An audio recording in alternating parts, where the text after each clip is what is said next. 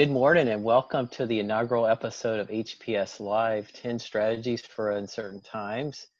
And join me today are Dr. Shala Ali, Associate Professor in our Department of Behavior Analysis, Cassidy Baker, who's a Clinical Assistant Professor in our Department of Social Work, and Dr. Abraham Benavides, Associate Professor in our Department of Public Administration.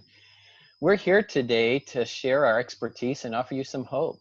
As it says in the title of this webinar, we will be addressing 10 strategies for uncertain times. And while we only have an hour today, we hope to at least touch on the following topics: observing with mindfulness, seeking acceptance, growing compassion, building community, allowing grief, nurturing hope, seeking support, developing resiliency, practicing flexibility, and embracing interconnectedness.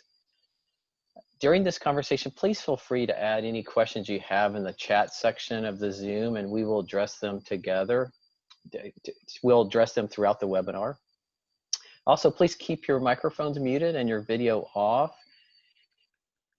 And conversation over to initiate a wonderful web Shala. So Shala, please take the floor, and I'll be monitoring the questions over in the chat section and interject questions to the panel as we move forward.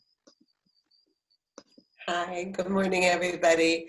And thank you for giving us this platform to be able to have discussions amongst our whole college.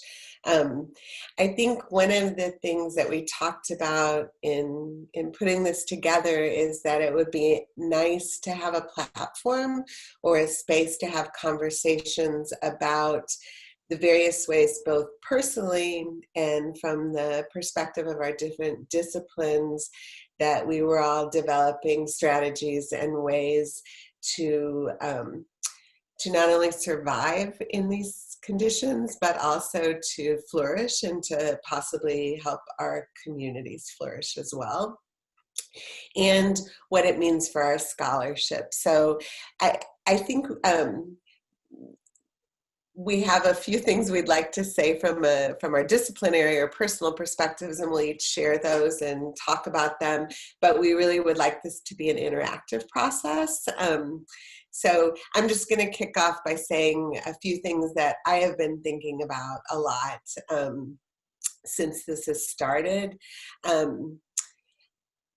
I think one thing that impressed me greatly is that there's an author, Arundhati Roy, I hope I'm pronouncing her name correctly, but she has talked about the fact that pandemics traditionally have created openings or portals for changing the way that we live our lives. And we can go through those portals. She talks about taking our avarice, our greed, and our past harmful ways of functioning, or we can go through the portal and leave those things behind and start things in a lighter way, in a way that is better for the well-being of everybody. And I think that that is one of the things I've been thinking about a lot, is how do you do that? How do you do that both in your own personal life and in your professional life, and what you're trying to do to provide service with your scholarship, your research, your teaching?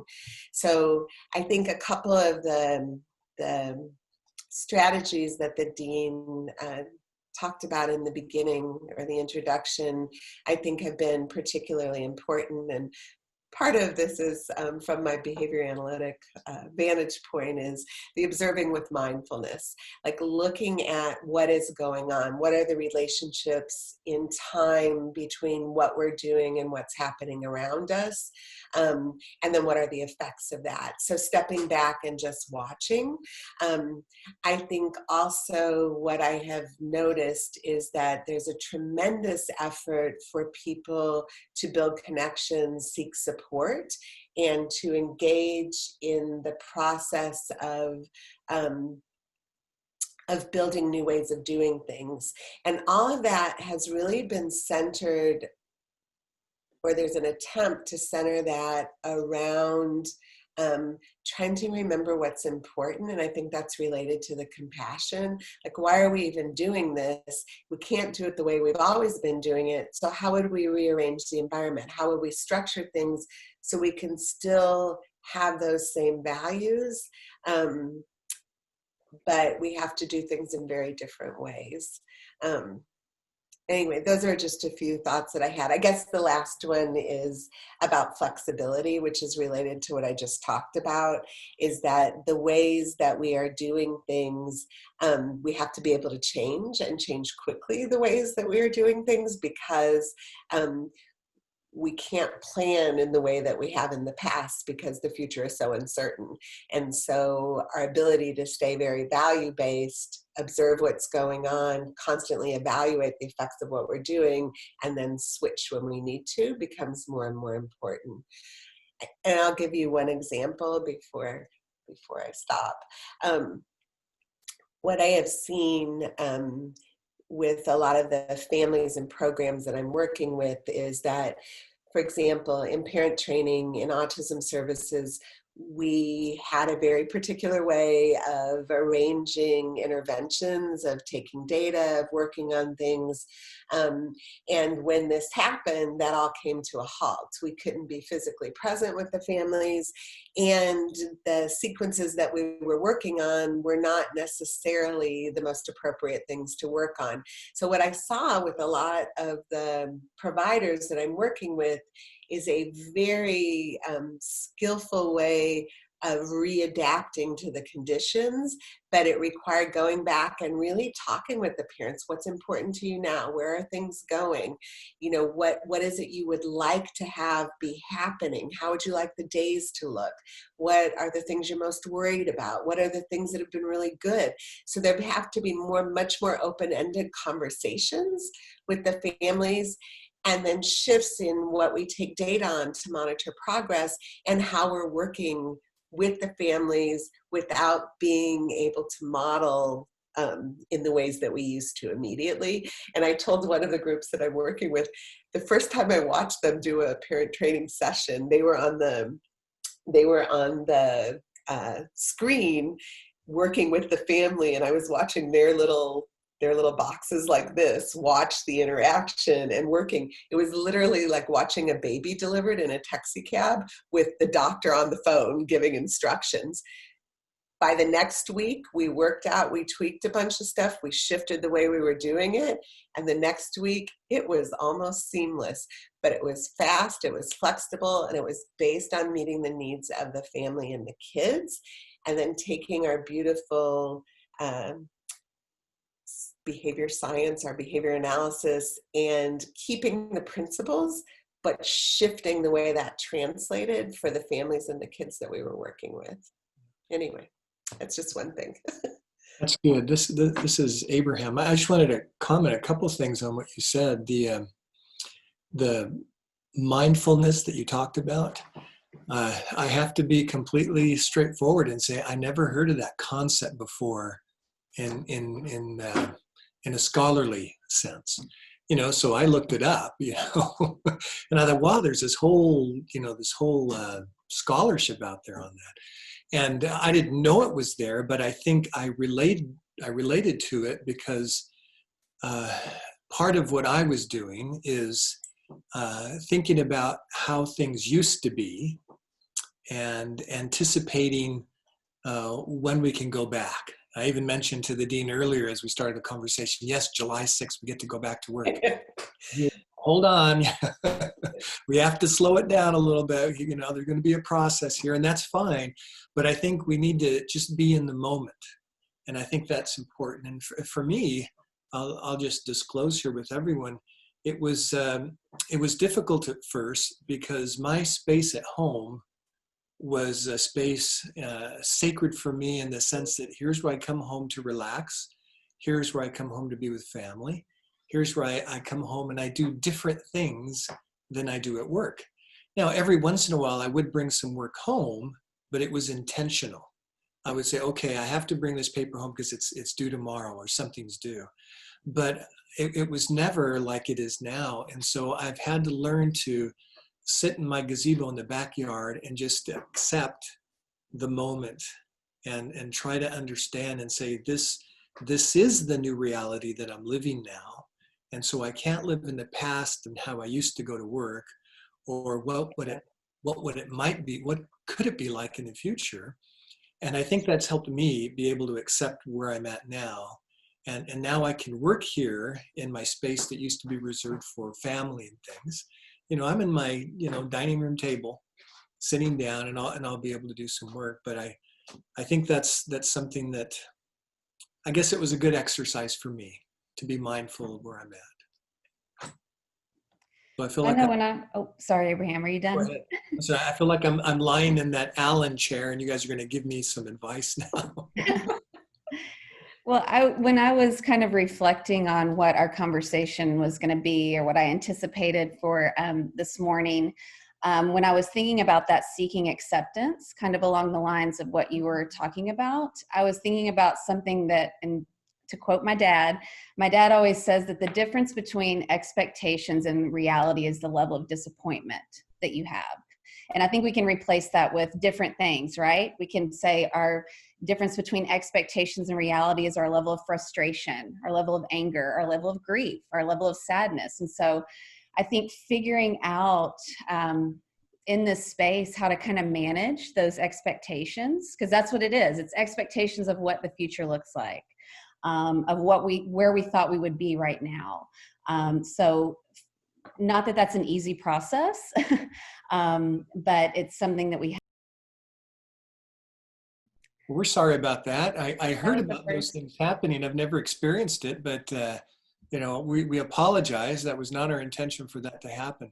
But it's part of it's part of our reality. Yes, it's part of what we're doing. We just need to completely keep our composure and go forward. It reminds me, I saw a little news clip of the Prime Minister of New Zealand yesterday, where she's giving a press conference, and right in the middle of the press conference, there's an earthquake. But she kept her composure and she continued on. And I think that's what we're going to do. So sorry, Cassidy, that you were interrupted, but finish your thought.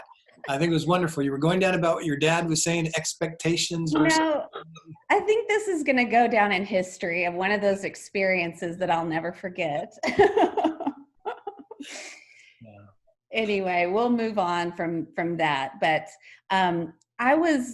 I think for me, just looking on the screen and seeing all the people that are here, I feel really honored that y'all took the time this morning to be a part of this conversation.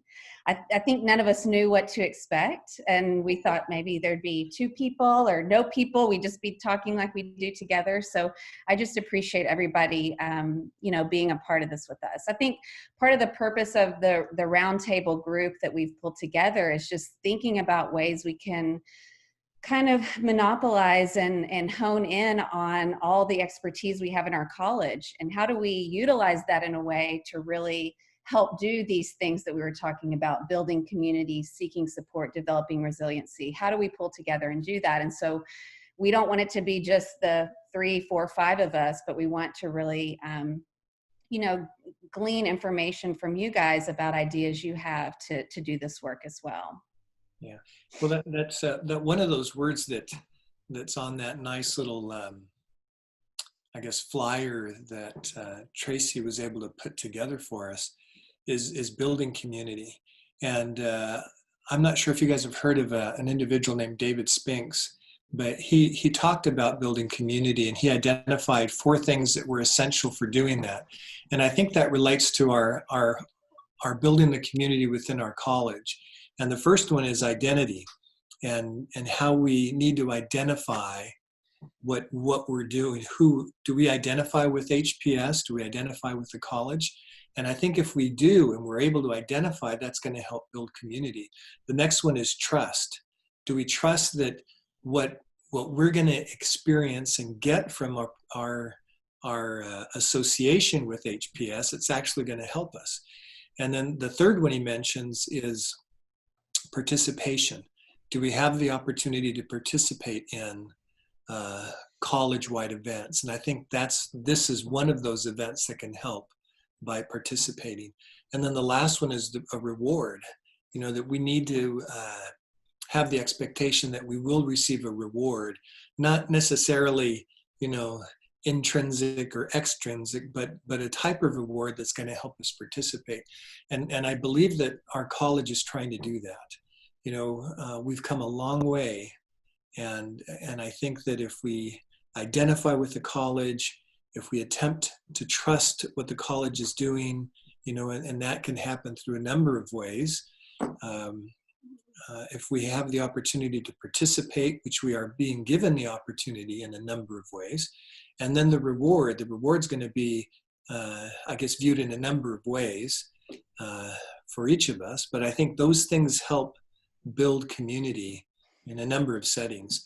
And so I would encourage people just to go online, put in David Spink's Building Community, and these 4 things will pop up, and a number of other things on how to actually realize it. And I think that's essential.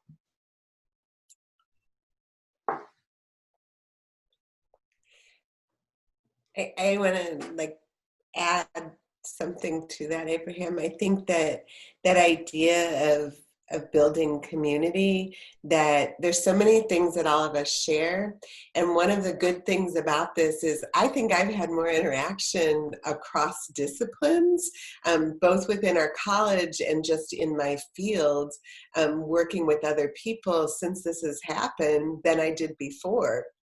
So I think even though this is incredibly difficult and so devastating for so many people, there's some things coming out of it, like more intentional efforts to build community, that I think may actually help us in ways to go through this in a way that is not destructive, especially when it's not just COVID-19.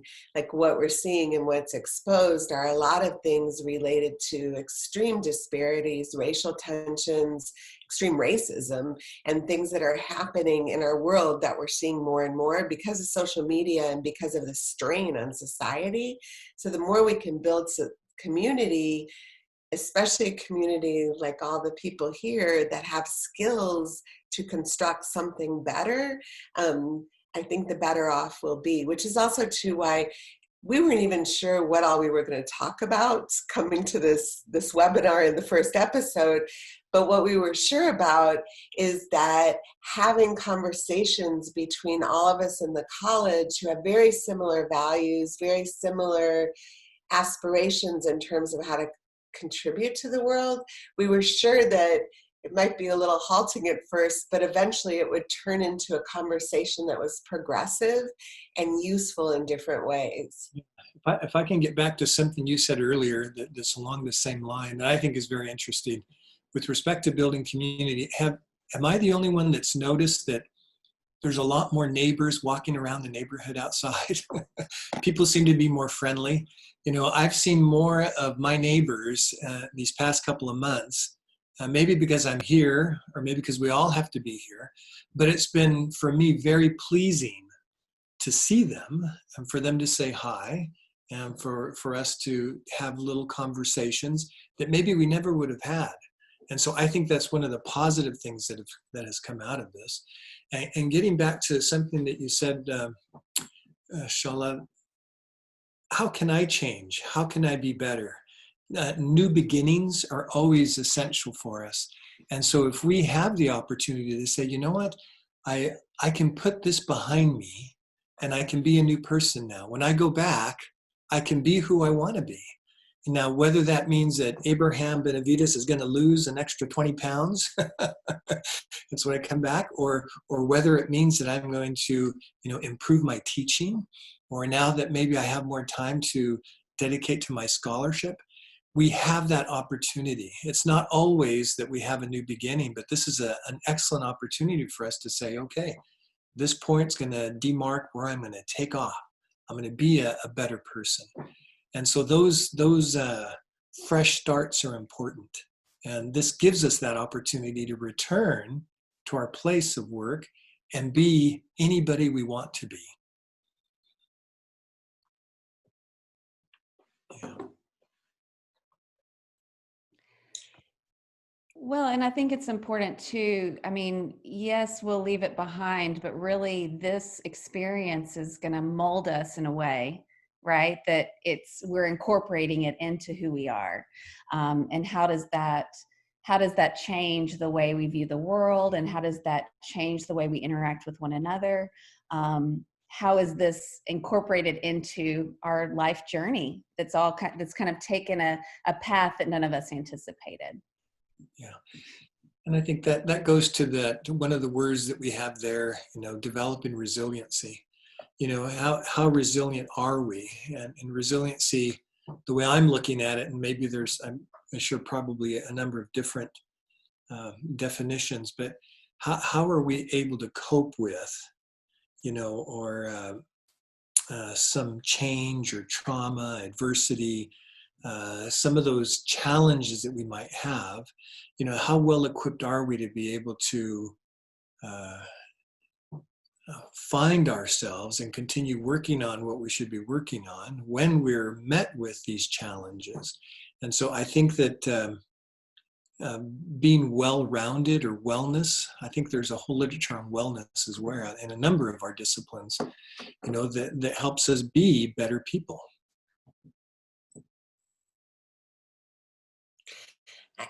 I think too, I was thinking about what you said about our neighborhoods and people coming out. And I do think that's true. On one hand, there's this swelling and this incredible increase in the number of good acts, good behaviors that we see. At the same time, there's an incredible rise in the number of things that are atrocities also, that I think there are pockets where, well, even the riots yesterday related to what happened in Minnesota, like there are a lot of things happening for people who are not as privileged as us that are sort of the opposite of what some of us experience. And I think that because we are here, because we can have a voice, because we can do the things we do, we have a platform, and because of all of our disciplines, we have a platform for trying to look at how to reorganize things, how to address some of those tensions or difficulties that exist in communities and institutions. And I think that's something that there are a lot of people in particular in our college that have worked in some of those areas that probably have a lot of good ideas to share. I think there was someone who had their hand up, and I don't know how to control.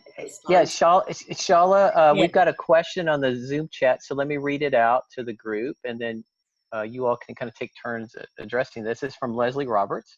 In my online discussion last night in our workplace ADR course, we discussed our conflict management readiness score we produced through self-assessment. We identified ways we can re-enter the face-to-face interactions with growth in mind. Yeah, I think that's very interesting. There's a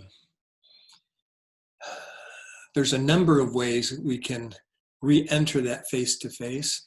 I think it's probably going to end up being gradual and not all at once. But it's certainly going to be something that if we are prepared to go back to it, let's say that we're not very skillful at having these interactions. Hopefully now we'll be able to appreciate them a little bit more. Well, I love that too, because the idea, we often concentrate on particular skills, like how much you write or things, what kind of grades your students get. But the idea that there are these other skill sets that have to do with the way we interact with one another, like how we respond during conflict, that those will become increasingly important skills as we're required to either, like Abraham said, gradually fade in, be in all at once, not be in there again. Like I know even in Zoom meetings, it's a whole different way of interacting, and it's required a fair amount of observing what's going on, making mistakes, forgiving each other, moving on, because there's a whole etiquette involved in this kind of interaction that's different than what we used to do. And I think just the fact, we look at that as that it's we're learning different ways of, I'm trying to not use the technical language, but we're looking at different ways of understanding the environment and responding to it under very different conditions. And that's kind of what's happening. And the more you do that, the more you actually become fluent about the concepts and the general approach. And that's sort of interesting, bringing up, you know, how do we handle conflict management across these really different environments, and the idea that we're all going to have growth in terms of our own personal repertoires, but also how we can help our students. Because if we think this is a fast-moving target, what they're going to encounter is going to be accelerated in a way I don't think we can even imagine. That the way the world will change and shift, like the process is starting now, and we're feeling what we think are big shifts, but I'm fairly sure what will come next and what our students will have to face will have to be very flexible, agile ways of responding to the world.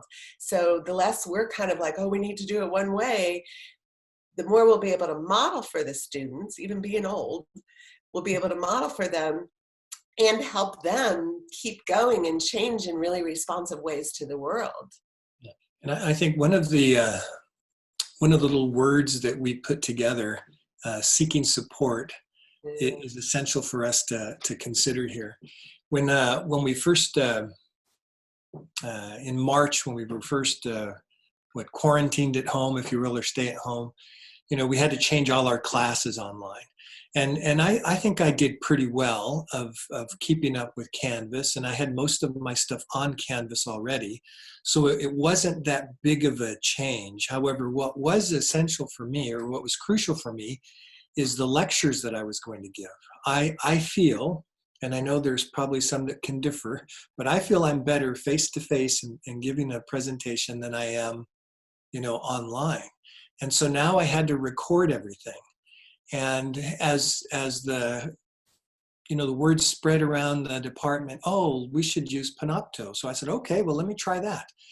And so I tried it, and I just could not figure it out. It became very, very frustrating to me.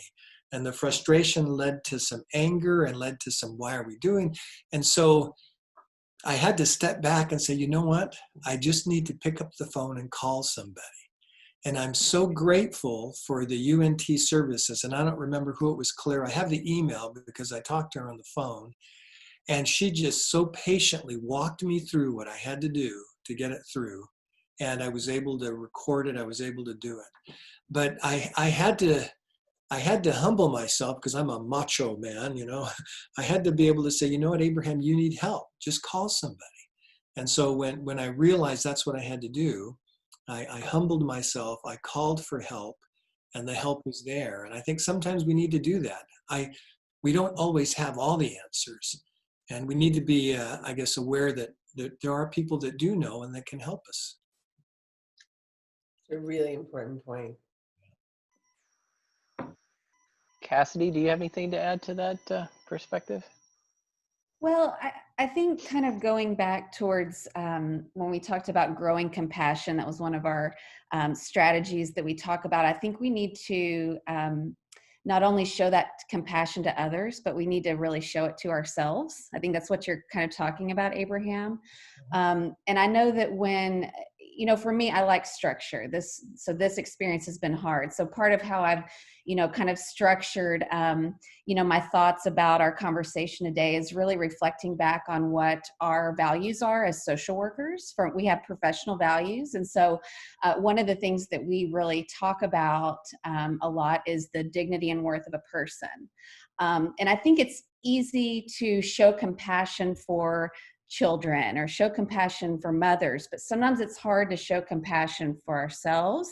Sometimes it's hard to show compassion for people that do things that don't make sense to us. But I think that's what, you know, Shala was kind of mentioning about, we're seeing some openness and flexibility for some of us who may have some privilege, but we're seeing some real disparities in the experiences that other people are having and how people respond. So, we talked about here allowing grief, right? So people experience grief and manifest their response to grief in different ways. And so how do we show compassion for those folks who may be doing things that don't make sense to us, to still make sure that we improve and make things better for all people? It's really good. Yeah, we don't understand, I think, sometimes why people do things. The individual that decided to participate in our webinar, I mean, so what's going on with that person? Are they reaching out for attention? Do they need something? What? I don't know. I don't know. But I do know you're right that we do need to have compassion for others, and sometimes we just need to have true kindness. And not just being kind, but a real, I guess, empathy is another word for compassion, I think, in one way of understanding what others are going through. And again, I would commend UNT for its ability to have that compassion towards students during this time. The feeling I received as a professor was, you know what, you need to reach out. You need to be mindful of them. You need to be compassionate. There are changes that they weren't expecting. And maybe we as the professors are a little better able to handle the change. And some of them weren't. And so many of us and our faculty in our college reached out to them and we helped them. We went the extra mile, I think. And I think that's what we were supposed to do. So I appreciated UNT in giving that messaging to us on how to have compassion towards our students. Except that one student. I'm just kidding. All right. Well, and I kind of think along those same lines, again, if I go reflect back on our social work values, one of our values is integrity. And I think we had some conversation in our department about kind of the message that we send to our students. And do we put on a strong front, or do we honestly express to them that we're struggling with this too, and that's okay? So how do we model that that real humbleness and genuineness? And I think that's really important too, because I think if we put on a strong front, it kind of sends a message that that's kind of how you have to be. So I think acknowledging that the feelings the students are having are ones that we're having in our own family, in our own home as well. So I think that kind of openness and vulnerability is really important. I think that relates to the interconnectedness. Like, I think that I have to say, I was so impressed with the students that in the same way we were having all those conversations about, being gentle, trying to make the best of this, use our skills to shift or pivot. What I saw is the students were incredibly open and kind about us going through a hard process as faculty. Their willingness to work and change and to move with it, I think, is actually a little bit of a testament to something we've been building in our culture with our students too, because they were phenomenal. And even looking at the course evaluations, the sort of understanding and kindness in the evaluations, I just thought was really amazing. It made me step back and look at our students, who I admire greatly, but in a whole new light, which was really impressive. Okay, so we have a second question from Gloria Oldness. I'll read it out. The crisis is moving us away from lives of hyper-individualism and quote-unquote personal accomplishment towards lives as community, bonded in our humanity and common purpose. Your thoughts? I think that's a very good point. I was speaking with my wife the other day, and I thought, why am I putting so much pressure on myself to get these things done? Papers and research and everything. And I thought, I'm a tenured professor. I think I've been at UNT 18 years. I think I try to do the best I can in my teaching and in my service and in my research, but why do I keep pushing myself? And I'm not sure. I'll have to go again, lie on the Allen couch, and Shala can analyze me. But one thing that, as I thought about these things, what did come to my mind was, you know what? You have to slow down. There's nothing wrong with slowing down, and trying to take in, the family. I've done, and I guess in front of my boss also, I've done some things around the house that I haven't done, that I kept putting off for years, literally some things for years. But I've slowed down a little bit, and I've taken the time to do that. And I think that has helped me rejuvenate myself. We actually have a backyard now, for instance. I cut the grass. I went back there and did some things. And so I think that that's a small little example of us understanding, well, maybe what this whole pandemic has done. It's helped us reflect inside ourselves, to find a common purpose within myself. And now that I've done that, maybe now I can reach out to others and understand them a little bit more on a human level. Even thinking about what really matters. I think I find myself thinking, okay, I have this really long to-do list of editorial reviews and grants and papers and get the IRB done and all this stuff, and kind of thinking about, well, like, how should I allocate my time?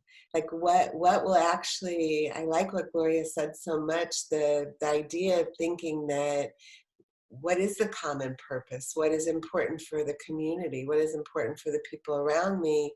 And then how am I going to shift over to spend more of my time on those things? And which things can I best contribute for the common good? And I think that this has allowed us an opening for clearing away stuff and looking at, how are we living our lives? How balanced are we? How much are we contributing or not? I think especially for us who are privileged, that are not having to just think about surviving, it allows us to think how we can help everyone, especially the people who are not in the positions that we're in. Well put, Gloria. Well, and actually, Gloria added a little bit to that. She said maybe the difference between the individual, quote unquote, pushing oneself to accomplish and the community pulling us all to act under common mission for the greater good. Yeah. Cassidy, you have anything to add to that? See you nodding your head. I just really like that a lot. I think that we think about things so much in terms of what we need to do, and like Shala said, our to-do list. But really, if we kind of, to use her words, pull together, it becomes this force that can accomplish so much more. And so I think that's a really good point, and I'm hopeful that we can move more in that direction. It reminds me of an activity that I do in my ethics class, and I actually got this from Brenda Sweet, and so I'm going to credit her for this activity, but that came out of a textbook that we use. But we have the students line up in this continuum on individualism versus communitarianism. And the students are always very surprised that they're all in a social work course, but they have very different kind of values and perspectives along that. But when we have the conversation about their perspectives, even those on the very ends of the spectrum are a lot more similar than they are different. And so it just kind of makes me think about those perspectives and the lenses through which we kind of make those decisions and do things. So very good point. Thank you. Yeah. Well, I just want to interject something, because we're all here for the students. Ultimately, that's the primary thing. We have other research, service work. But I was going to ask the panel, what is your perspective on some of these 10 strategies, maybe one or two that we all, even though we're faculty and staff on this call right now, that we can work on to improve from a individual and a college level perspective as we move forward in the pandemic. You know, the curve is slowly getting better. We're going to go back to a different kind of normal, but how can we pivot, so to speak, for the students? Yeah, I'll go ahead and start on that one. I think there is currently, at least in our profession, we get a number of emails from local government professional organizations that are saying, you know, the 8 ways of returning to work, or the 10 ways to be able to cope with this, or the 15 ways of doing this. So there's a number of strategies that are out there that are being put forward, at least in the local government sense, and I'm sure in other professions have the same. So how do we do that? The list I think that we've provided here probably falls short of our thinking, okay, here are some things that'll help you to get back to work. They're essential for the wellness of the whole person, you know, and helping us as we begin to go back to work and then realize, okay, our attention should be to help our students. And so I can't help my students if I'm not, you know, prepared first. You know, I love the little metaphor of when you're in an airplane, and I know all of us are just looking at the airplanes in the sky wishing, will I ever be back on an airplane? But anyways, when the flight attendants say to us, you know, you first put on your mask, and then if you have a child, then you put on their mask. We have to help ourselves first before we can help somebody else. I can't push somebody up a ladder. I have to help them, you know, reach my hand down and help them up. And so if I look at this list and I say, okay, well, where do I need some most help? Maybe it's developing resiliency. Maybe it's trying to find out what are those things, wellness, et cetera, that I can do to help. So that once I'm at a level to where I feel comfortable, it'll be so much easier for me to be able to extend a hand to help my students. And so I think that's what we need to do. I think all of them are pertinent to all of us, but not all of them will be applicable to everybody.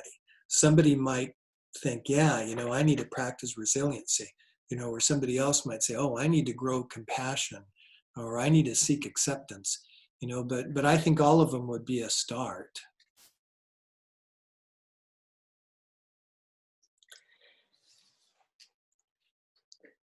Go ahead, Cassidy. Well, I was just in reflecting on this list, I was looking at that nurturing hope. And when I was thinking about kind of what that meant to me, I thought about nurturing a plant from a seed, right? And if we think about things in social work, we talk about a strengths-based perspective and focusing on strengths and identifying strengths, and we build on that to work with people. And sometimes those strengths are more challenging to find in certain situations. And I think sometimes finding hope can be challenging in certain situations. So we're talking about nurturing hope. We're not talking about this with regards to, you know, some type of Pollyanna-ish hopefulness, right? Which sometimes my students don't know who Pollyanna is, by the way. I literally had to Wikipedia it up on on my, you know, in the screen in class one time. But I think that's important, right? It's realistic hope. It's identifying maybe there's just tiny seeds that have to be pulled together that can be our foundation of our change. But it requires a nurturing, and it requires an identification of things that maybe can be difficult to find sometimes. So it's a place to start. Beautiful one.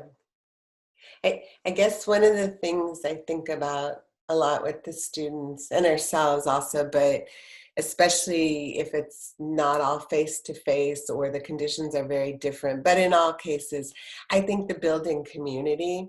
I think that communities are very important in terms of developing a shared vision, mission, what you want your outcomes or your goals are. But I also think that what we know from work in behavior analysis, behavior science, is that social attention is really powerful. And the more we can support each other in our shared enjoyment of learning about something, discovering something, changing people's lives, whatever it is that we all do, the more the students start to learn and are supported by one another and by us in their community, to have those values, to learn those skills, to actually make a difference in the world, to make a difference in their chosen professions, to become leaders. I think the community will not only help them stay at UNT, but it will help them develop more skills, because they are in a community where they're being able to observe other people doing things, and where they're being able to share what they do, and they're not getting lost. They're not going to go off in developing ways of things that are not productive or progressive. So I think community, in some sense, kind of helps pull everything else. And especially, I hadn't thought as much about the hope, actually.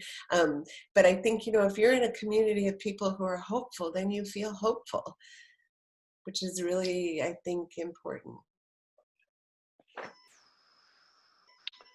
All right, we're at 11:50. I just wanted to see, it looks like there's no other questions. I just wanted to turn over the panel. Any final comments, points you want to make, and then I'll make a final point. Shala? The only thing I want to say is, I think as we were having the discussions and this idea came up to have sort of an ongoing series of conversations, I think one of the biggest hopes is that we would all be able to converse.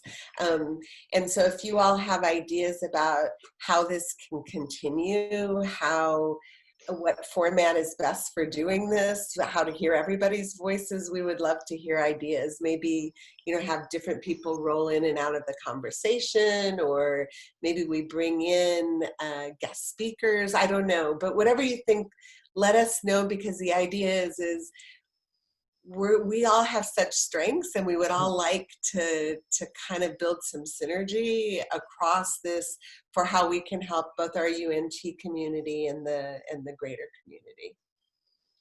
Yeah, I'll pick up on what you said. I think that was our intent. This intent was just to have a conversation where we can talk about issues that are important. It wasn't so much for us to give a presentation versus just to bounce off ideas one to another, and in hopes that that it could help somebody. I think the little 10 suggestions are good suggestions that can help us with our overall wellness as individuals. But this college has a lot to offer. It has very educated, well published individuals. And just like the 3 or 4 of us are here right now, next week or the week after, it could be 3 or 4 other people that can also be giving very good advice to help us through these situations. I think for me, it's been a wonderful opportunity to get to know Shalala a little better, Cassidy, Tracy, the Dean a little bit. Even though I didn't want to get to know the Dean a little bit, I have to get to know the Dean. But it's been nice to have this extra relationship to work. And so I think that's one of the benefits of this college, that it's not a cutthroat college where everybody has to do things, but where we can help each other. And so I just appreciate this opportunity. Right, and I think I'll just kind of follow along with them by saying we really want this to be something that all of us are a part of. And I know we all come with our own lens, but that's the way we can see the picture more fully if we have those differing voices and different perspectives. And so, but we're really open. We're not acting as if we're the experts in how to do this work. So we want everybody to feel a part of that and to contribute in whatever way you think would be appropriate for us to really just bring ourselves to the next level and offer, the expertise that we have to our community. Right. Well, thank you all for joining us today. I saw that there was over like 42, 43 people at one time today. So that's just an excellent crowd for our first time. I thought the conversation was very helpful and enlightening. And especially in these challenging times, I want to just personally thank Shala and Abraham and Cassidy for leading this discussion today. And I also want to just take a point now to thank Courtney Taylor, who did all the promotion, advertising, marketing, and worked on all this behind the scenes. So I just really personally thank Courtney for all her hard work for today and the time before that. So anyway, have a good rest of the day. We look forward to seeing. I see that Courtney says I'll edit out the Zoom bombing and post this to YouTube. Thank you for doing that, Courtney. And on that note, Good thinking. we'll talk to you next time. Thank you so much, everybody. Thanks Thank for you. coming. Thank Yeah. you, Dean. Yeah, thanks.